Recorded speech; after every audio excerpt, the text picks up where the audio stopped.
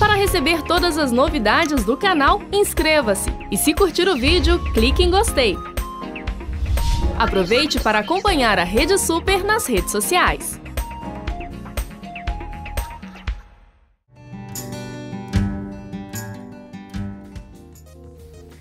E aqui no quadro Seu Advogado, nós vamos tratar de um assunto que também é de seu interesse e é muito preocupante, porque às vezes a gente passa raiva, às vezes a gente tem coisa boa, mas nós precisamos saber quais são os nossos direitos, entender a realidade do que vem a ser os planos de saúde. E assim eu quero cumprimentar o nosso advogado, que é o seu advogado, Dr. Irlan Melo, pai de 4 crianças. Esse é o homem. Esse precisa de plano de saúde, né?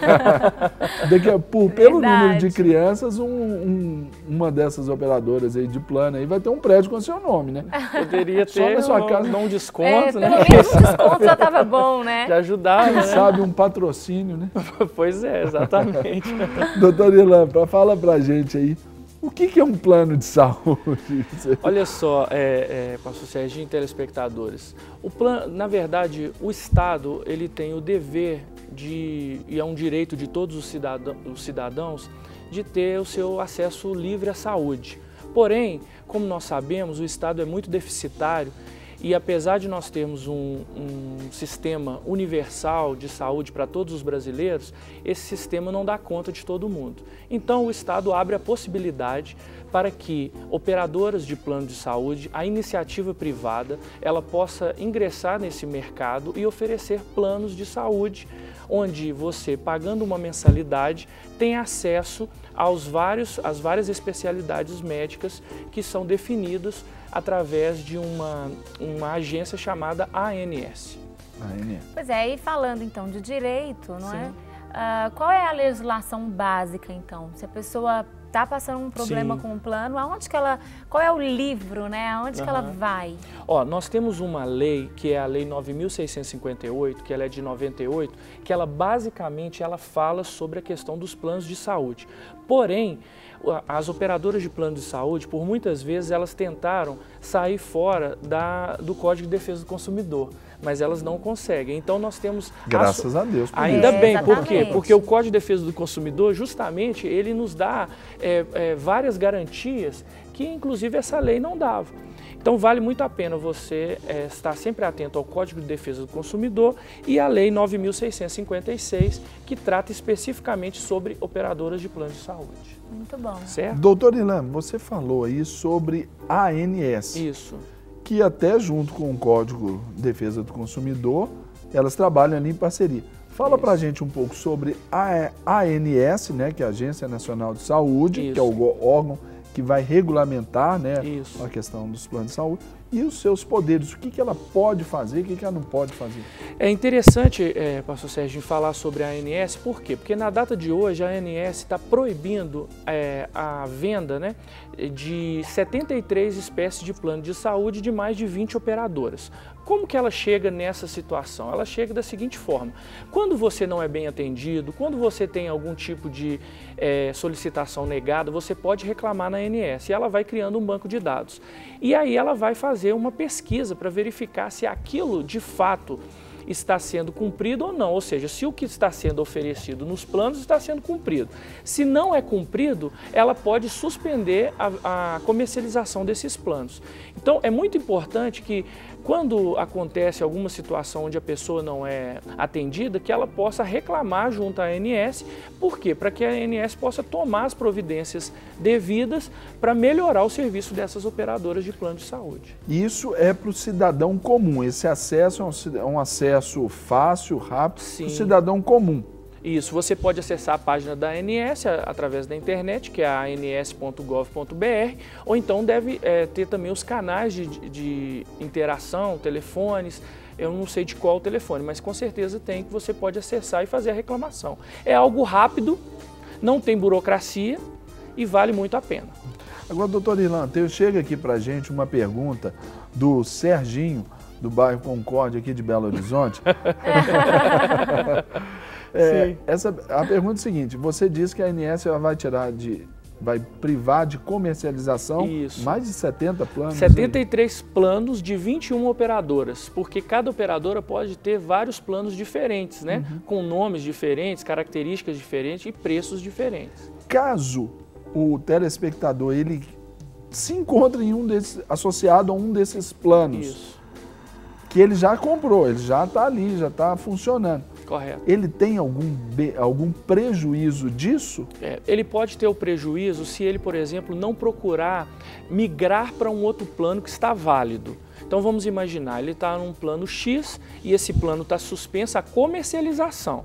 Então, o que não pode acontecer é novas pessoas ingressarem no plano, porque antes de você extinguir o plano, ou seja, encerrar o plano, a ANS dá a possibilidade para que a operadora de plano de saúde possa se corrigir, ou seja, parar de negar atendimento, oferecer um atendimento mais correto e tudo mais. Então, mas se acontecer da ANS determinar, por exemplo, que esse plano vai ser encerrado, todas as pessoas que estão inseridas nesse plano, elas podem migrar para outros planos, mantidas as carências. Então, aí ela não teria nenhum prejuízo. O que pode acontecer, por exemplo, é o valor, não tem garantia de valor. De manter o mesmo valor numa outra operadora. Exatamente. Pois é, aí você tocou num ponto aí, Sim. Carência. Isso. Como é que é? De fato pode? O que é carência? Então, a carência é um período entre o início do contrato e a efetiva utilização do serviço. Existem, por exemplo, situações que a carência são 24 horas, casos de urgência e de emergência. Mas tem carências, por exemplo, que são com prazos maiores. Exemplo, parto, são 300 dias. E alguns outros procedimentos nós temos, por exemplo, o prazo de 180 dias. É possível que a operadora ela possa diminuir esse prazo, ela só não pode aumentar. Entendeu? Então, por exemplo, você vai entrar num plano e que a carência, por exemplo, para um determinado exame são 180 dias. Porém, como um benefício, a operadora autoriza que seja diminuído esse plano para 3 meses, 90 dias. É possível. Ela só não pode aumentar de 180 para 200. Se ainda nesse assunto de carência, sim, a pessoa, por exemplo, ela tem um plano X. Aí, dentro mesmo da mesma assistência, ela quer mudar de plano. Sim. Se inicia um novo período de carência? Não. Isso não pode acontecer. Isso não pode acontecer e ainda existem, por exemplo, as situações onde a pessoa troca de plano para outra operadora. Mesmo assim, a lei garante que essa carência será absorvida. Então vamos imaginar que por algum motivo a pessoa tem que sair do plano e vá para um outro plano e está com uma gravidez em curso. Então ela não poderia esperar os 300 dias para poder fazer o seu parto. Então nessas situações a operadora ela tem que assumir esse período de carência. Tá certo? Bom. Em quais casos então a operadora, doutora Irlan, ela assume essas carências aí? Porque, por exemplo, aquela senhora está grávida no iniciozinho, mas porventura está tendo algum problema, talvez, sim, com o seu plano atual. E ela então decide mudar de operadora. Isso. E aí, quando que essa operadora ela tem que... Sim. A obrigação, pastor Serginho, é sempre no caso de proibição de utilização daquele plano pela ANS. Então, se há uma proibição, ou seja, se a ANS diz que aquele plano tem que parar de operar, então a pessoa pode migrar para um outro plano e vai ter as carências garantidas. Mas quando é algo de vontade própria, aí ela tem que negociar com a operadora. Não tem como sair disso, não. Mas se for algo que é então já não entra uma obrigatoriedade. Quando é compulsório, ou seja, eu tenho que trocar, não tem saída. Aí sim é obrigatório que a pessoa receba aquela carência. Tá Show certo? de bola demais da conta. Muito bom. Uma dúvida aqui, mudando um pouco de assunto. A manutenção do plano, ela é mantida, garantida para os aposentados por invalidez? Então, Isa, nós vemos, por exemplo, nós temos uma regra que é o artigo 475 da CLT, que diz que quando uma pessoa ela está afastada por invalidez, e a invalidez ela é sempre temporária, ela pode ser revista no decorrer do tempo, o contrato de trabalho ele fica suspenso. Isso significa o seguinte, por exemplo, se a pessoa está aposentada por invalidez, mas ela tem um plano empresarial, então ela tem o direito e a garantia de continuar naquele plano. diferentemente de uma pessoa que sai da empresa, né, por algum motivo. Então, se a pessoa está aposentada por invalidez, ela tem a garantia legal de permanecer no plano. Inclusive, nós temos até já uma súmula, que é a súmula 160 do TST, que garante que, uma vez afastado por invalidez, e desde que haja um plano, existem planos, por exemplo, que são de coparticipação. A pessoa paga uma parte e a empresa paga a outra. A empresa é obrigada a continuar pagando a parte dela, nessa circunstância, por exemplo, de afastamento por invalidez. Muito bom. Então, Correto? é possível, no caso aí dos planos de saúde, né, a manutenção, no caso de uma exoneração, aí do cara ser mandado embora sem justa causa, então é possível manter? É possível. Então vamos imaginar, você tem um plano de saúde empresarial e na modalidade coparticipativo, você pode, por exemplo, uma vez saindo da empresa, você pode manter o plano, só que você não tem mais a coparticipação da empresa, absorvidas todas as suas carências. Então você fica com as suas carências, ou seja, você não tem que começar um novo período aquisitivo de carência. Mas na modalidade que não é coparticipativo, então de qualquer forma você já estava pagando mesmo, você pode continuar. Porém tem um detalhe, você precisa avisar a operadora de que você quer permanecer no prazo de até 60 dias. Depois da exoneração? Depois da saída de lá. Até 60 Principalmente dias. no caso de coparticipação. Por quê? Nos casos de coparticipação, a empresa normalmente ela envia mensalmente para a operadora de plano de saúde um relatório de todas as pessoas que estão empregadas. E a partir do momento que o seu nome não está lá, e se você ficar por um período maior sem ter o seu nome informado, com certeza o seu plano será cancelado. Então você precisa comunicar formalmente para a operadora. Então é uma obrigação do usuário comunicar aí o seu desligamento da empresa, no caso aí, para ver se ele vai continuar com o plano, que é coparticipativo. Aí ele vai ser integral, né? Ou se for integral, que ele vai continuar pagando ali e a empresa, naturalmente, a operadora, ela vai absorver essas carências que já foram conquistadas. É isso aí. Agora, é a mesma coisa que acontece com o que passa a ser aposentado? Exatamente isso. A pessoa, por exemplo, que se aposentou na empresa, o que ela tem de garantia? Ela tem as mesmas garantias que está lá na Lei 9.656, de que ela tem o direito de manter o plano nas mesmas condições, absorvidas todas as carências. É claro que se houver coparticipação, não haverá mais, ela vai ter que pagar o valor integral. Sim. Tá certo?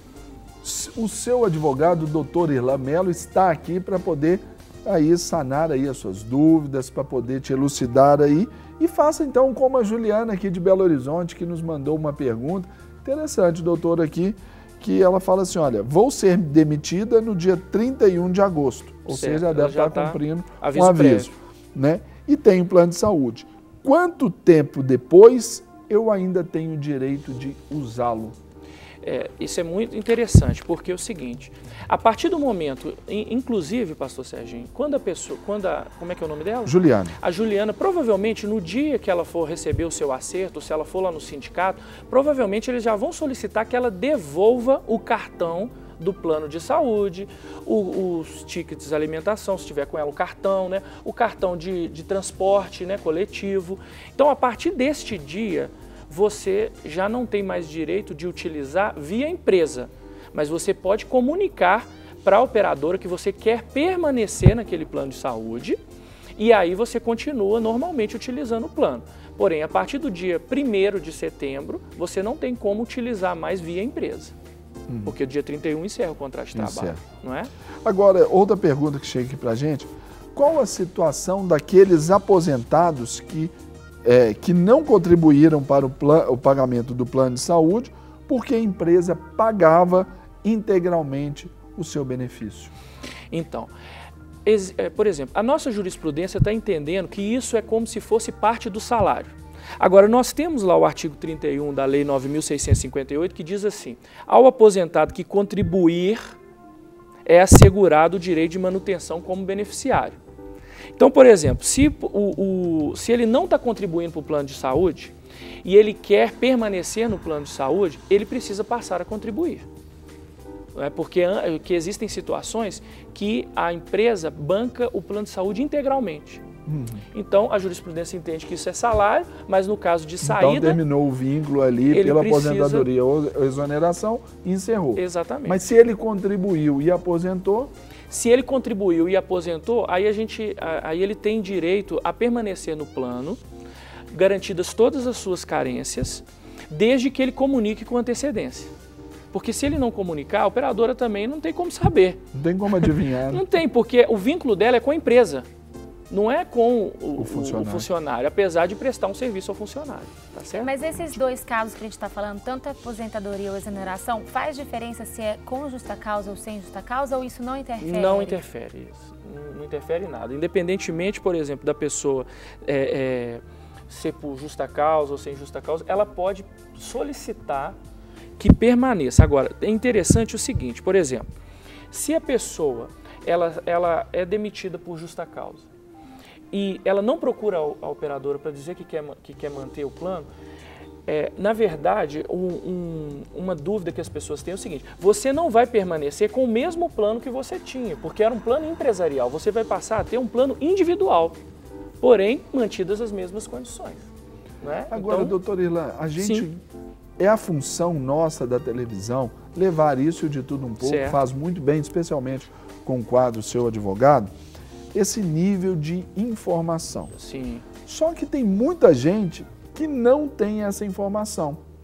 Exatamente. Aí, por exemplo, seria talvez só a desinformação no caso da pessoa sair do seu trabalho por justa causa, sem justa causa, com justa causa, aposentado, e não fazer esse comunicado, perder esses benefícios, por exemplo, da carência, da continuidade aí do plano, de reaver isso, porque, olha, ninguém me informou, isso é uma alegação ou interessante não existe que não, porque, por exemplo, nosso Código Civil diz que ninguém pode alegar o desconhecimento da lei para se eximir de alguma responsabilidade. Então, na verdade, pastor Serginho, o que nós fazemos aqui é justamente o que o poder público poderia estar fazendo também. Por exemplo, a ANS poderia lançar campanhas de informação à sociedade. Por exemplo, nessa saída aí, por exemplo, igual a moça aqui, a Juliana, dia 31 agora, ela vai ser desligada da sua empresa. Certo. Não seria na hora, por exemplo, de ir lá no sindicato, talvez, para onde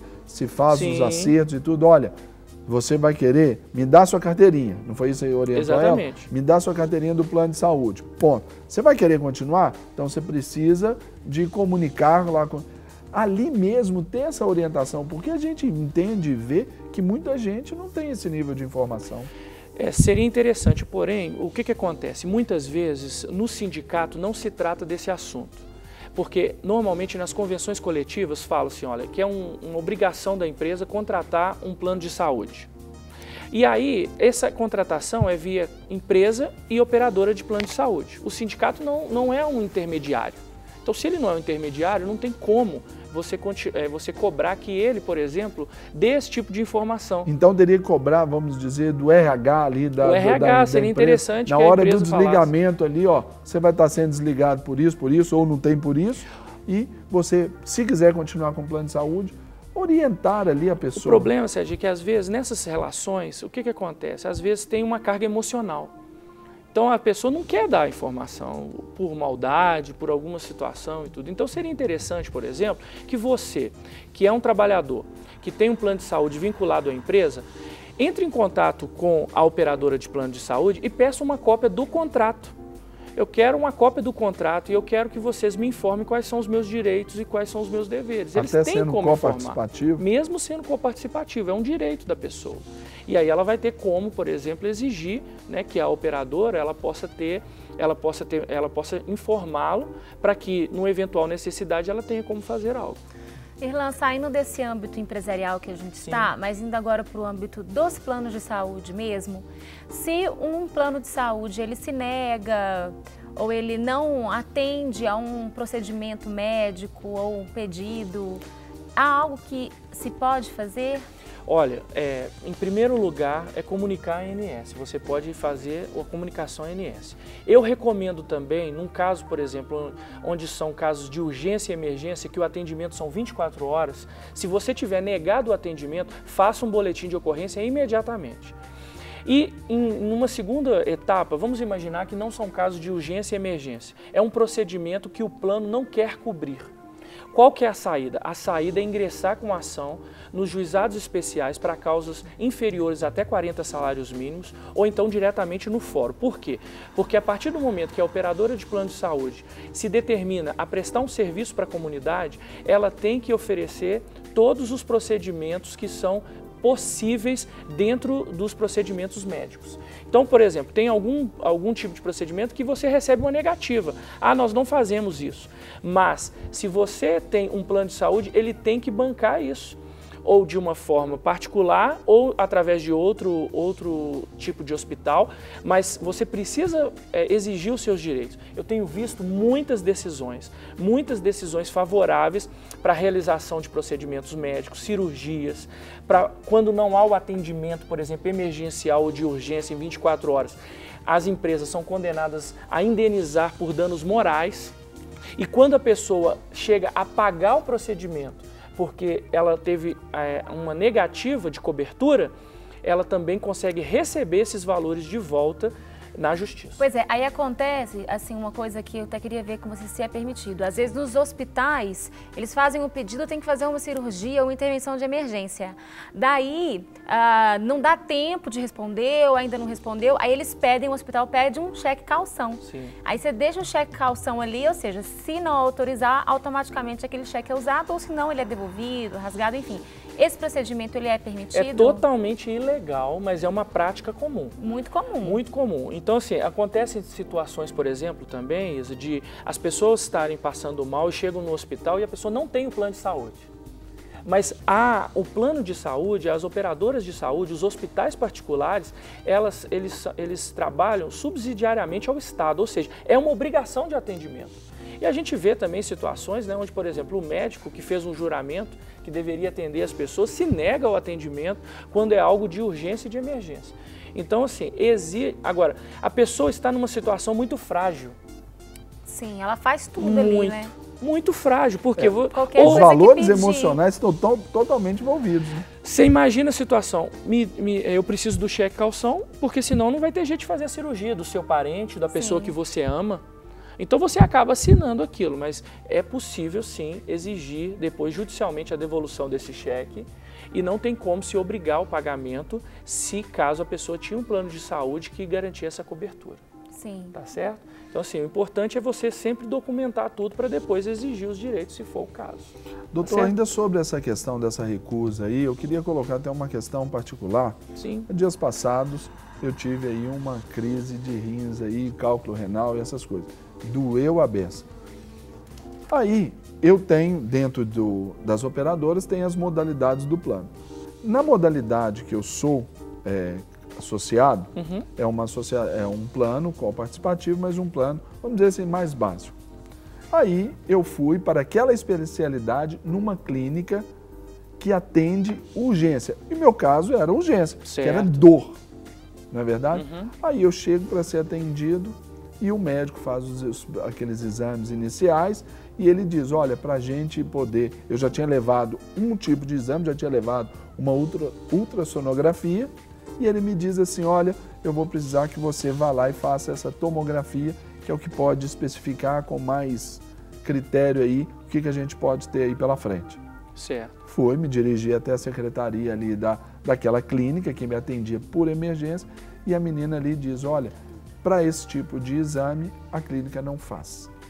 Eu estava com dor, eu estava ali tenso, eu estava ali numa situação e... Isso por causa do plano que era inferior. Mas eu te pergunto, a clínica tinha esse serviço? Tinha lá dentro. Eu ia fazer ali. Era só mudar de sala, vamos dizer. Exatamente. Ela negou o atendimento. Então, o procedimento, pastor Serginho, numa situação como essa, é fazer um boletim de ocorrência imediatamente. Inclusive, isso pode gerar até repercussão na esfera criminal. porque isso pode ser considerado, por exemplo, uma negativa de socorro, né? Você deixou de prestar socorro numa situação de urgência ou de emergência. Então, assim, e a gente trata a saúde como um comércio. E isso é que é o errado. Por quê? Porque a saúde é o direito maior que todos nós temos, inclusive através da palavra de Deus, que é o direito à vida. Então, numa circunstância como essa, é muito importante que você faça um boletim de ocorrência, reclame na ANS. Por quê? Porque essa clínica pode ser descredenciada. Ela pode não... Quando dói no bolso, aí pode acontecer deles mudarem de atitude. Então vale muito a pena. Por quê? Porque uma negativa de atendimento é um caso de polícia verdadeiramente. E aí, a partir daí, né, depois tomar as outras decisões. Indenização por dano moral, porque você causou uma dor, um sofrimento em você naquele momento. E eu fui exposto até a um constrangimento. Constrangimento por conta das circunstâncias. Porque estava no ambiente até aberto. Se você, por exemplo, tem que pagar por isso em outro local, aí já gera o dano material, porque você pode cobrar da operadora por conta disso. Então, assim, são circunstâncias que as pessoas não entendem, mas que gera, sim, um direito à indenização por danos morais. Só mais uma última pergunta aqui também, que é uma questão que a gente viveu muito próximo. É possível, numa renovação de contrato, talvez, aquela operadora recusar-se a renovar com aquele associado? Talvez é alguém que usa muito. Ele pode ter, existe esse perfil? Não, poder negá-lo até pode, porém isso é ilegal. E caberia, por exemplo, essa pessoa que estava associada a essa operadora de plano de saúde ingressar na justiça e solicitar que esse plano seja mantido. Outra coisa muito importante que eu estou me lembrando aqui, Serginho, que a gente deve deixar bem claro. Por exemplo, se você não recebe o boleto de vencimento para pagar o seu plano de saúde, entre em contato imediatamente com a operadora. A operadora só pode suspender ou cancelar o seu plano de saúde se ela te avisar com pelo menos 55 dias que vai cancelar o seu plano de saúde. Se ela não avisar, ela não pode cancelar. Se ela cancelar, isso pode gerar danos morais, danos materiais e a manutenção do plano. Existem muitas operadoras que estão enviando, por exemplo, correspondências, enviando e-mail, SMS para avisar. A lei diz que a ciência tem que ser inequívoca, ou seja, precisa ser uma carta registrada ou um documento assinado pelo paciente, pela pessoa que está vinculado ao plano de saúde, dizendo que está ciente, que está atrasado com o plano e que vai ser cancelado. Nesses casos, sim, pode cancelar. Não havendo isso, o plano de saúde tem que ser mantido. E outra coisa importante também, casos de urgência e emergência, que a pessoa vai procurar o plano de saúde e está atrasado por algum motivo no pagamento da mensalidade, não pode haver negativa de atendimento, porque isso também se enquadra como uma situação passível de dano moral e dano material. Mas esse atraso ele tem também um limite para ambos os lados, né? Por exemplo, a gente sabe que 3 meses de atraso já cancela o plano, é isso? Desde que o cliente tenha sido comunicado formalmente que vai ser rescindido o plano. Nunca sem comunicação. Nunca sem comunicação. Deixou de pagar 3 meses, já está rescindido. Não. Tem que receber uma carta informando isso, entendeu? Então vamos imaginar, a pessoa está devendo 3 meses, não recebeu carta nenhuma, tem uma situação de emergência, vai lá, tem a negativa, pode acionar a justiça. E ela pode então, de repente, até nisso aí, vai ser atendida. E ela pode ir lá e dar um jeito, pagar esses 3 meses, colocar em dia e continuar normalmente sem perda. Com certeza absoluta, uma vez que ela não foi comunicada. Então é como se a operadora estivesse te dando mais um prazo para que você regularizasse. Por exemplo. Para receber todas as novidades do canal, inscreva-se. E se curtir o vídeo, clique em gostei. Aproveite para acompanhar a Rede Super nas redes sociais.